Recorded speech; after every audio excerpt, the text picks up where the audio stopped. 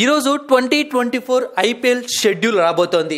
ఈ విషయాన్ని ఒక రోజు ముందే ఐపీఎల్ వాళ్ళు ప్రకటించేశారు. అయితే ఇప్పుడు 2024 ఐపీఎల్ స్టార్ట్ అవ్వక ముందే గుజరాత్ టైటాన్స్ కు భారీ షాక్ తగిలింది.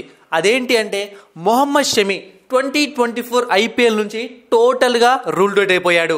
గత కొన్ని రోజుల క్రితం వరకు మొహమ్మద్ షమి స్టార్టింగ్ మ్యాచెస్ మాత్రమే మిస్ అవుతాడని అందరూ భావించారు.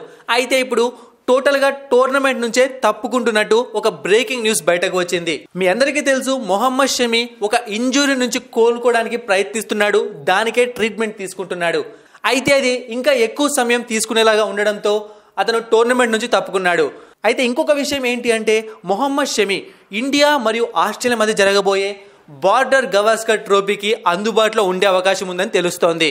సో షమి గురించి మరిన్ని అప్డేట్స్ రాగానే మనం మన ఛానల్లో తెలుసుకుందాము. అయితే షమి లేకపోవడం అన్నది గుజరాత్ టైటాన్స్ కు భారీ షాక్ అవుతుంది. ఇప్పటికే హార్దిక్ పాండ్యా టీంలో నుంచి వెళ్ళిపోయాడు, ఇప్పుడు మొహమ్మద్ షమి కూడా వెళ్ళిపోతున్నాడు.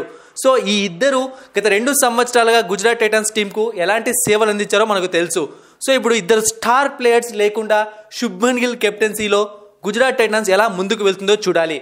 ఒక్క ప్లేయర్ లేనంత మాత్రాన ఏం కష్టం కాదు అని మీరు అనుకుంటే తప్పే. ఎందుకంటే చాలా సందర్భాల్లో ఒక స్టార్ బౌలర్ టీంలో లేనప్పుడే కొన్ని టీమ్స్ చివరి స్థానంలోకి వెళ్ళిన రోజులు చాలానే ఉన్నాయి. ఇక నెక్స్ట్ ఐపీఎల్ షెడ్యూల్ వచ్చే ముందే ఒక విషయం లీక్ అయింది. సో షెడ్యూల్ వచ్చాక మనకి ఇంకా క్లారిటీ వచ్చే అవకాశం ఉంది. ఐపీఎల్ మొదటి మ్యాచ్ ఎవరి మధ్య జరుగుతుందని చెప్పి అందరూ చర్చించుకుంటున్నారు. చెన్నై సూపర్ కింగ్స్ మొదటి మ్యాచ్ ఆడబోతోంది పక్కా. అయితే వాళ్ళకి అగైనెస్ట్ గా ఆడే టీం ఏది? గుజరాత్ టైటాన్సా, రాయల్ ఛాలెంజర్స్ బెంగళూరా, లేకుంటే ముంబై ఇండియన్సా? అయితే షెడ్యూల్ రాకముందే వచ్చిన ఒక న్యూస్ ప్రకారం చూసుకున్నాము అంటే మొదటి మ్యాచ్ చెన్నై సూపర్ కింగ్స్ మరియు రాయల్ ఛాలెంజర్స్ బెంగళూరు మధ్య చెన్నైలో జరగబోతోందని తెలుస్తోంది.